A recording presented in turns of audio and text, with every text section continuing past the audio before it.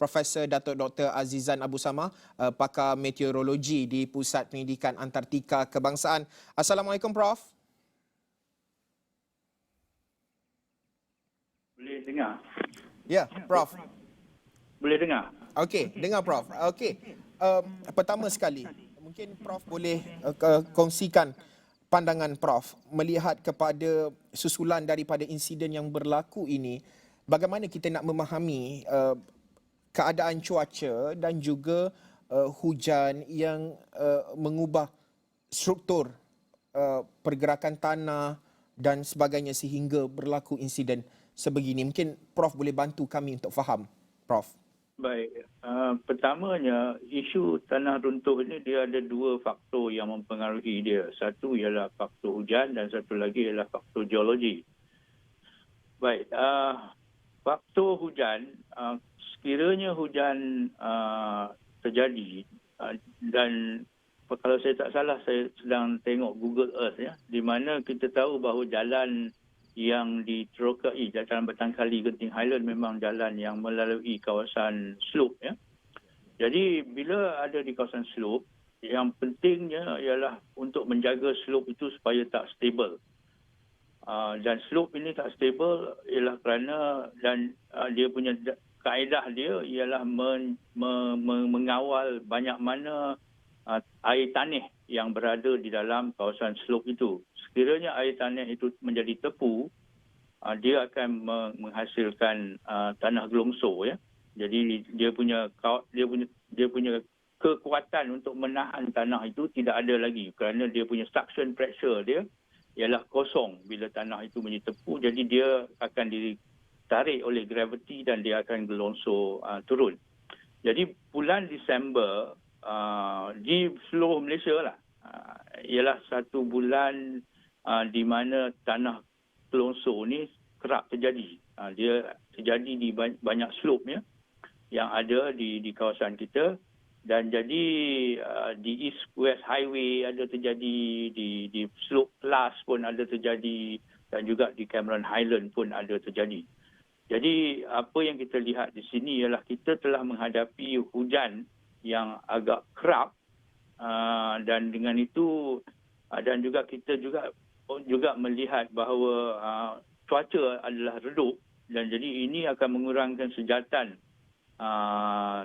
air tanah daripada tanah lah, dan ini akan menyumbang kepada kejadian atau kemungkinan kejadian tanah runtuh. Prof, bagaimana pula kita nak melihat dari segi ramalan cuaca di kawasan berkenaan? Kita lihat ada sungai, kawasannya merupakan kawasan cerun, slope kawasan cerun.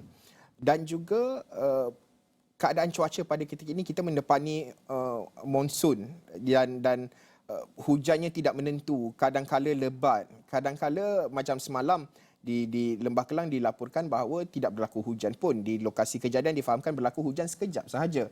Bagaimana ianya memberi impak keadaan hujan yang luar biasa ini? Mungkin bukan pada malam kejadian, tetapi mungkin pada sebelum-sebelum itu. Jumlah hujan yang tinggi itu sebenarnya memberi impak kepada keseluruhan ekosistem geologi di kawasan kejadian, Prof.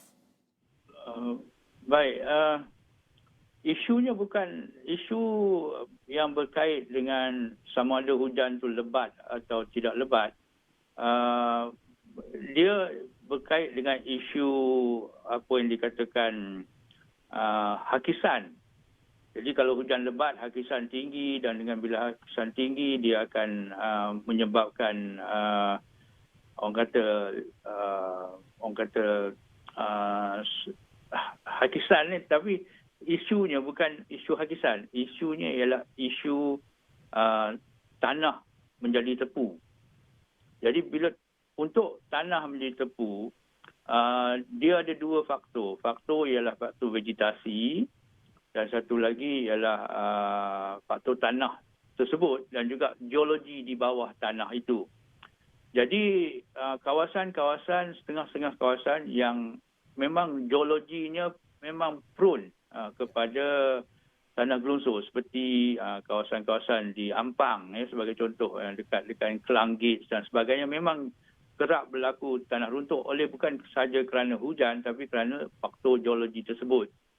Jadi bila kita melihat daripada sini, daripada gambar yang ditunjukkan ini, ialah satu gelongsor yang berlaku dekat dengan jalan dan lepas tu dia dengan tarikan graviti, dia jadi mud flow, dia masuk sampailah ke kawasan perkemahan. Jadi bukannya source tanah runtuh itu bukannya dari sungai tapi daripada tepi jalan, daripada slope yang berada di tepi jalan. Jadi bila kita membuat jalan, selalunya kita satu-satunya isu ialah menjaga slope tersebut supaya slope tersebut iaitu menjaga dia punya kelembapan tanah yang akan masuk ke dalam slope. Jadi dia akan buat berm, dia akan buat lapisan-lapisan slope supaya dia akan mengurangkan banyak mana slope yang akan orang kata terhakis ataupun yang gelungsur. Jadi sama ada adakah berm dibuat, berm iaitu macam kat kelas you tengok dia ada dia buat satu slope, lepas tu dia ada parit, lepas tu dia buat satu slope lagi dia buat parit. Jadi dia macam terrace lah, 3 terrace macam tu. Itu ialah bagaimana kita menjaga slope. Jadi kalau slope tu satu selari saja, kemungkinan yang tanah orang kata gelungsur tu akan menjadi banyak lah, bukannya sekerat-sekerat macam tu. Jadi ini berkait dengan engineering jalan untuk menjaga slope. Jadi apa yang kita lihat di sini ialah slope failure, iaitu slope yang turun daripada orang kata tepi jalan, lepas tu yang akhirnya pergi kepada kawasan camping tu. Jadi bukannya kawasan camping tu yang membahaya tu berada di atasnya. Prof, antara cadangan yang dikemukakan oleh pihak bomba, jika boleh saya quote di sini, Datuk Seri Muhammad Hamdan Wahid, Ketua Pengarah Jabatan Bomba dan Penyelamat Malaysia sendiri menyatakan bahawa orang ramai diminta untuk menghentikan sementara aktiviti rekreasi dan perkelahan, terutama di kawasan yang berisiko lemas dan kerap berlaku fenomena kepala air ketika musim tengkujuh ini. Bagaimana kita perlu kesiapsiagaan rakyat itu, cakna itu, pandangan Prof melihat daripada penilaian, adakah rakyat kita faham, tahu untuk membuat penilaian-penilaian, nak memahami dari segi meteorologinya dan juga melihat dari segi perkembangan cuaca ekstrim ini, Prof? Saya tak lihat begitu kerana masalah yang dibuat oleh bomba berkait dengan kepala air. Memang kalau kepala air akan terjadi bila hujan lebat dan sebagainya. Tetapi apa yang saya lihat daripada gambar yang telah diberi di sini ialah slope failure yang berasal daripada jalan. Dan slope failure ini dia menyebabkan tanah tu gelungsur dengan mud flow dan sebagainya turun ke bawah. Jadi yang kalau penyebabnya ialah slope failure yang berada di tepi jalan tu. Jadi di sini kita kena tanya orang yang buat jalan tu sama ada dia telah membuat tebatan-tebatan seperti apa yang PLAS buat dan sebagainya. Ya. Jadi Prof, yang kat bawah ni pada saya jadi mangsa. ya, Prof, adakah boleh kita katakan ataupun menjangkakan kejadian pada sebelah pagi ini membuka mata kepada lebih banyak pihak, terutama dalam memantau keadaan cerun dari segi ialah budaya memantau pemantauan itu, kerana Prof Emeritus Ibrahim Komo juga tadi menyatakan bahawa perlu diperbanyakkan, disegerakan unit JKR cerun itu. Saya percaya bukan sahaja di peringkat persekutuan tetapi peringkat negeri, di peringkat PBT juga perlu diperbanyakkan dalam memastikan bahawa kawasan-kawasan cerun di negara ini sentiasa dipantau, terutama apabila adanya pusat perkelahan, pusat perkemahan dan sebagainya. Pandangan Prof? Ya, pada saya pihak kerana yang satu perkara yang bagus bila buat jalan pihak yang buat jalan ni bukannya company-company yang kecil, dia company besar seperti PLAS dan sebagainya. Jadi pada saya menjadi satu tanggungjawab untuk dan ini menyumbang kepada orang kata macam Plus menyumbang kepada dia punya profit margin dia, kerana bila Plus buat jalan dia, the most important apa orang kata kriteria yang dia jaga ialah slope failure, kerana itulah satu selain daripada menyebab jalan tu tak ada pothole dan apa dan sebagainya, itu adalah satu daripada benda yang dia jaga betul. Jadi kalau kita tengok Plus Highway, kita tengok berbagai-bagai orang kata mechanical dan technical yang dia buat, dan juga dia ada monitoring of slope. Kalau kita lihat macam dekat Bukit Lanjan dan sebagainya. Jadi saya tak tahulah siapa yang buat jalan ni, tapi pada saya bila you buat cut and fill jalan, sepatutnya you kena monitor jalan tu kepada landslide, kerana itu adalah macam banyak cut and fill orang kata jalan yang dibuat di lereng bukit Cameron Highland dan sebagainya memang prone kepada landslide. Ya.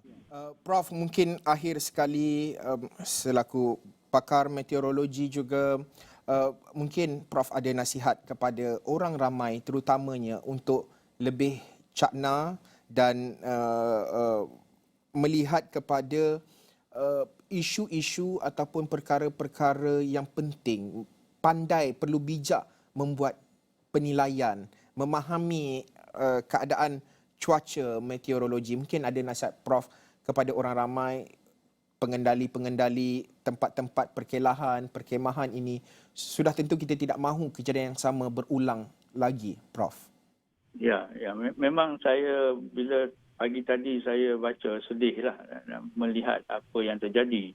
Tapi setelah saya melihat dari mana sumber orang kata tanah runtuh itu terjadi, dan ianya terjadi di kawasan dekat dengan orang kata jalan.